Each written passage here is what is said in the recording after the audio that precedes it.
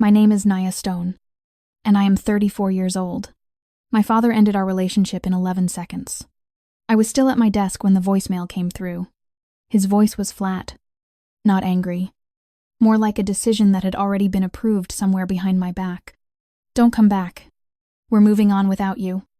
I played it twice, waiting for my name. A reason. Anything that sounded like a father. There was nothing. No explanation. No argument. Just a clean cut. So I texted back one word. Okay. Then I moved faster than they thought I could. Before my coffee went cold, I locked the family trust I created after my father's surgery. Before lunch, I canceled the townhouse deal they had been bragging about like it was already theirs. Before dinner, I sealed the shared support account that had somehow become everyone's private convenience fund. By the next morning, my phone looked like it was having a seizure. Dozens of missed calls, a pile of voicemails, and one email from an estate attorney that read, "We have a serious problem."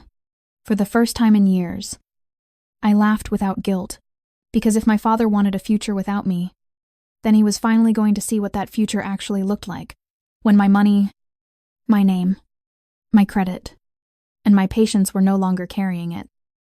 I did not learn this in one dramatic night. I learned it over years of being the daughter who fixed things quietly.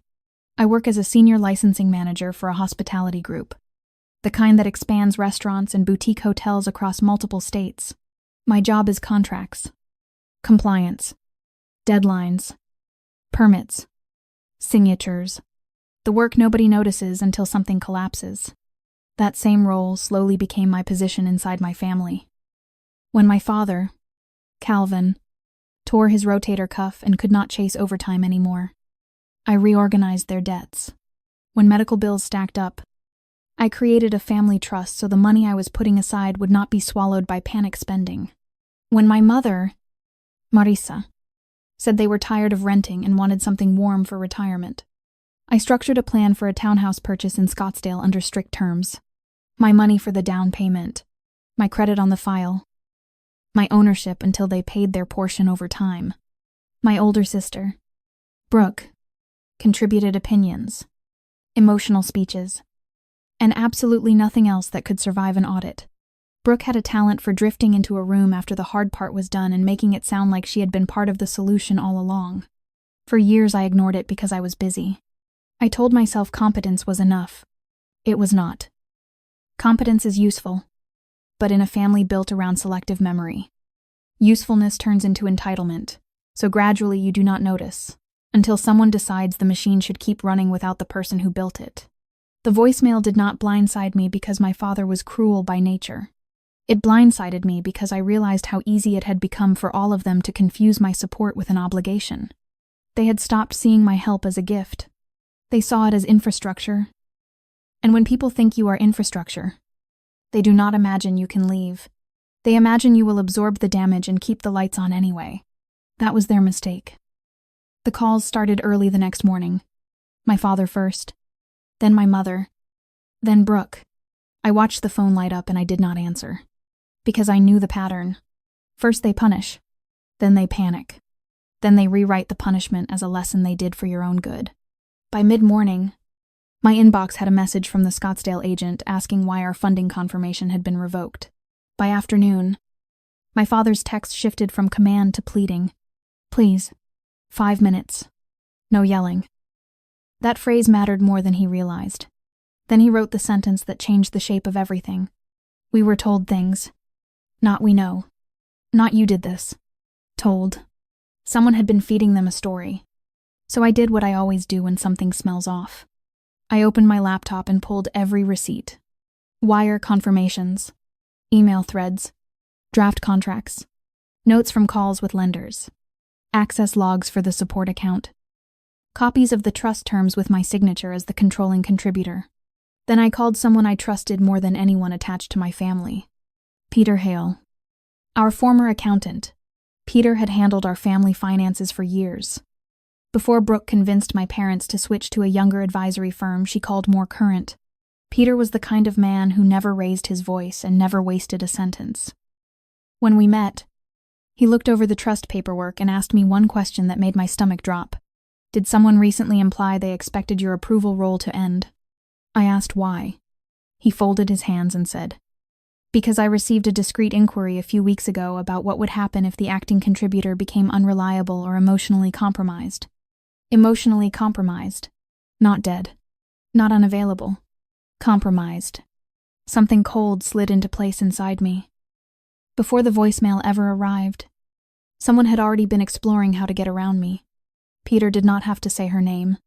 Brooke was the only person in my family ambitious enough to plan a takeover and smooth enough to make it sound like love. Then proof arrived by accident. The Scottsdale agent emailed me a revised cancellation notice and accidentally included an earlier reply chain. I scrolled, and my throat tightened. Brooke had written to the agent trying to salvage the purchase without me. She claimed I had stepped away due to emotional instability, and I was no longer able to handle financial stress without lashing out at family. I read that line again and again. That was her play. Turn me from architect into liability. Make my father believe he was protecting the family by pushing me out. Make outsiders think my withdrawal proved her story. Make herself look like the calm daughter stepping in to help. I forwarded the full thread to my attorney. Then I forwarded it to attorney Jordan Reese, the estate attorney who wrote that there was a serious problem. Underneath it, I typed one line. This is why your clients have a serious problem. He called me back quickly, and his voice was different now. Careful. Professional. No more assuming this was a family misunderstanding. He said we needed to discuss whether my sister had represented facts that could not be supported. That was the closest any lawyer would come to calling it a lie without dragging in legal language. And that was the moment I stopped thinking about damage control. I started thinking about exposure, not just proving I was innocent, making them all sit still long enough to hear what they had chosen to believe. If you saw your own sister trying to replace you behind your back, would you confront her immediately? Or stay quiet and gather receipts first? Comment. Confront or receipts? My father's message had opened the door. Please. 5 minutes. No yelling. So I answered with a time and one instruction. Tomorrow. At 7 in the evening. Everyone at the house. No excuse. Bring every version you were given. I will bring documents. When I walked into my parents' dining room the next night, the room felt staged for a funeral nobody had agreed to name. My father sat at the head of the table like posture could still hold the family together. My mother looked exhausted, hands folded too tightly in her lap. Brooke sat perfectly composed, like she was ready to comfort the room through a tragedy she had quietly arranged. My father spoke first. We were told you did some things. We were told you were making risky moves and keeping us in the dark. And then when we asked questions, you got upset. We were told. I looked at Brooke. Who told you? Brooke lifted her eyebrows. Soft and innocent. Naya. No one is attacking you. We were just worried. I nodded once. Good. Then we can be worried with facts. I placed a folder on the table. Clean and organized. My parents stared at it like it might bite. I started with the voicemail. I played it out loud. Not to shame him, but to remove any chance of rewriting. My father flinched when he heard his own voice say, "Don't come back. We're moving on without you." Then I slid my phone across the table and said, "That message triggered 3 actions." I held up one finger. The family trust. Locked. Second finger. The Scottsdale townhouse. Cancelled. Third finger. The shared support account. Sealed. My mother's lips parted. You can't just do that. I said, I can, because I built the structure, and I am the controlling contributor. My father leaned forward, anger trying to rebuild his authority. That trust is for us. It was, I said, until you decided I was no longer part of the family you were planning to retire inside. Brooke's voice turned soothing, like she was calming a toddler. Naya, you're spiraling. This is exactly what we were worried about. If your dad cut you off with one voicemail, would you answer his calls the next morning, or make him face the consequences first? Comment. Answer or consequences? I looked at Brooke. You used that word with the Scottsdale agent. Spiraling. Emotional instability. That was your email. My father blinked. What email? I slid the printed thread across the table. Brooke's composure twitched for the first time. My mother read the line about my emotional instability and her face tightened. Not with concern, but with recognition. She knew what Brooke was doing. She had always known. It was just easier to let Brooke do it. My father stared at the paper, then at Brooke. Is this true? Brooke shrugged lightly. I was trying to protect the deal. She was being unpredictable. I nodded. Unpredictable because I asked for documents. Because I asked for signatures.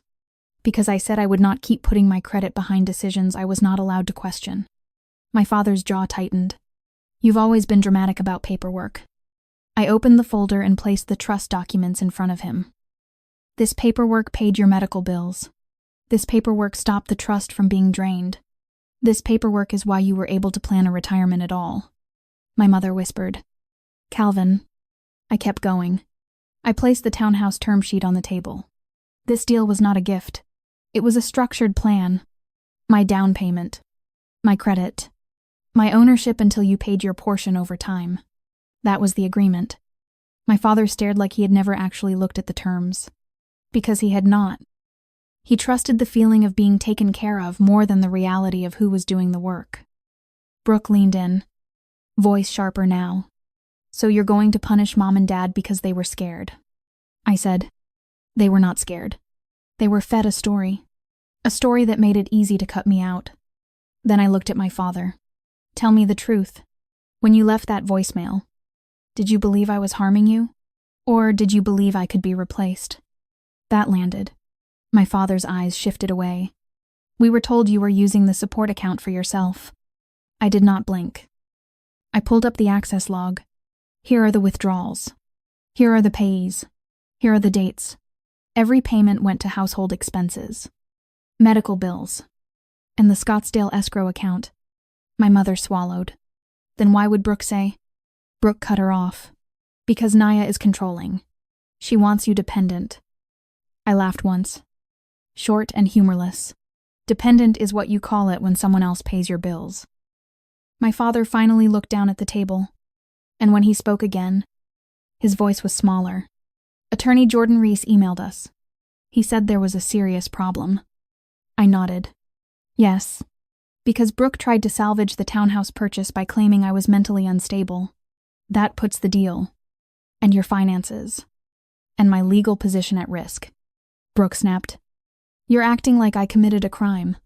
I did not say the word crime. I did not need to. The room felt it anyway. My father rubbed his forehead. So what now? That was the moment they expected me to soften. To repair. To save them again. That is what I had always done. That is what made them bold enough to leave the voicemail in the first place.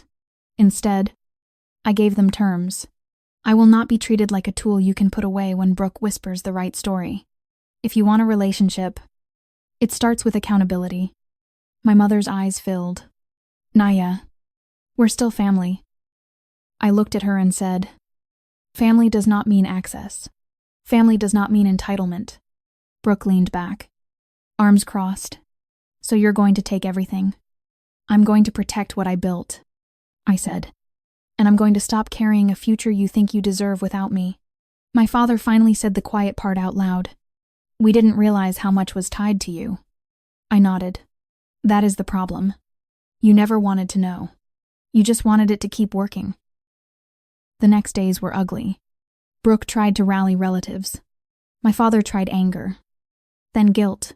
My mother tried tears. But the documents did not change. And my boundaries did not move. Attorney Jordan Reese handled the formal communications. The Scottsdale deal remained canceled. The trust remained locked until a new structure could be discussed with professionals. Not family feelings. The support account stayed sealed. Because it had never been a convenience fund.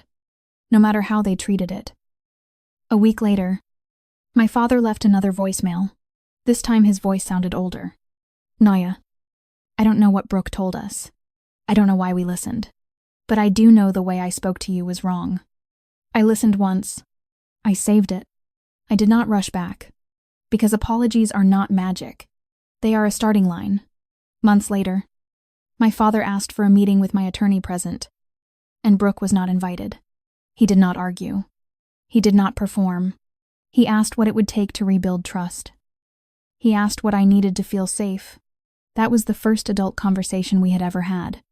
And the most important part is this. I did not win because I took something from them. I won because I stopped letting them take from me without permission. I stopped being infrastructure. I became a person again. If you want more real stories like this, subscribe and turn on notifications. The next one is even wilder.